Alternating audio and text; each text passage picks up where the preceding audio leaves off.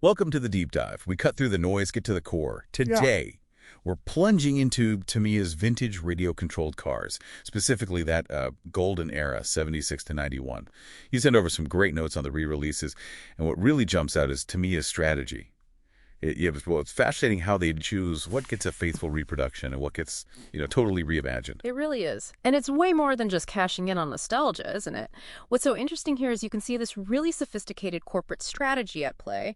They're carefully balancing that classic appeal with modern performance, sure, but also manufacturing realities and market demands, too. Right. We're going to unpack why they make these calls. Technology, economics, durability, even just making them accessible for today's market. It all feeds in. Okay, let's get right into it then. Nice. So a lot of these re-releases people love. They're not quite identical to the originals. They're often platform swaps, which means you got that iconic body shell, but it's sitting on a completely different modern chassis. Yeah. That's the frame underneath, right? Holds everything together. Exactly. The chassis is the backbone. And yeah, these swaps often tackle, well, fundamental problems with the original designs. Take the Holiday Buggy from 1980. And the Sand Rover from 81, their original versions, they had this gear set just out in the open, notorious for collecting dirt wearing out fast. Oof, yeah, you can just imagine the grit getting in there. Right. So Tamiya re-released them on the modern DTO2 chassis. That's a standard two-wheel drive buggy platform they use a lot. And crucially, it has a sealed gearbox. Ah, okay. So yeah, they prioritize durability, a better experience for maybe a new user over being strictly vintage accurate there. It ensures the thing actually runs reliably.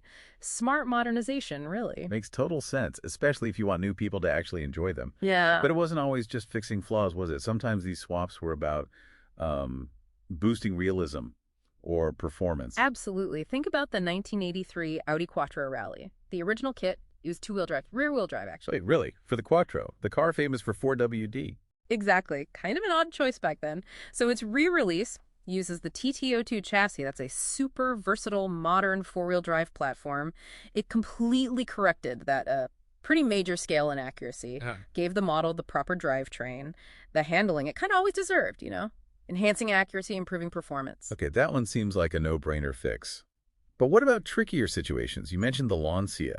That raises interesting questions about visual accuracy versus, mechanical accuracy. Yeah, the Lancia 037 Rally from 83, that's a really intriguing one. The original used a 2WD chassis, the ORV, and it made that sleek Lancia body sit really high. It looked almost like a monster truck. Huh. Not quite the rally look. Not at all. So the re-release, they moved it to a TA series chassis, which is a better four-wheel drive touring car platform, gave it a much lower, far more realistic stance. Looked great.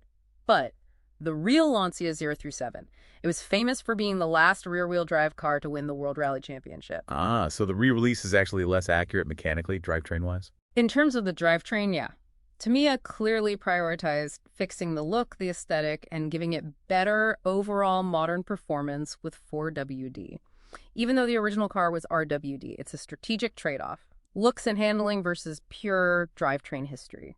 Interesting choice. So they're not afraid to make those calls? Yeah. What about just simplifying things, using fewer types of chassis overall? Oh, yeah. Platform consolidation is definitely part of the playbook.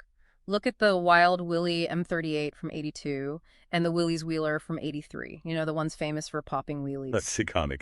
They originally had their own unique, older chassis designs. The re-releases, they both moved onto the modern WR02 or WR02C platform. That's Tamiya's go-to chassis now for all their wheelie models. So it consolidates those popular models onto one single, more durable, probably more cost-effective platform to produce. Efficiency, better durability. Makes sense. Okay, and then there's the Midnight Pumpkin from 87. This one's a bit different again, right? Because the original was faithfully re-released, but they did something else too. Exactly. This is where it gets really creative, I think. Yes, you can get a pretty faithful re-release of the original monster truck pumpkin, but Tamiya also created the lowride pumpkin. They took that classic, beloved pickup truck body and slapped it onto an MO6 chassis. That's a modern rear-wheel drive chassis usually used for smaller M-scale cars. So not fixing a flaw this time. Nope, not at all. This was pure product diversification, creative repurposing, taking existing parts, mixing them up to appeal to a whole different crowd, maybe that custom car scene look. It creates a totally new product type from existing molds and parts. Super smart, cost-effective innovation right there. So wrapping this up then, what's the big picture here for you, the listener? Tamiya isn't just, photocopying old kits. They're actively managing this incredible legacy. They clearly know when a faithful reproduction is the way to go. Like you mentioned, the SRB line, those early metal-heavy buggies. They had some careful updates, but the core design stayed. Exactly. They respect those icons. But they also know when a full-on platform swap is needed.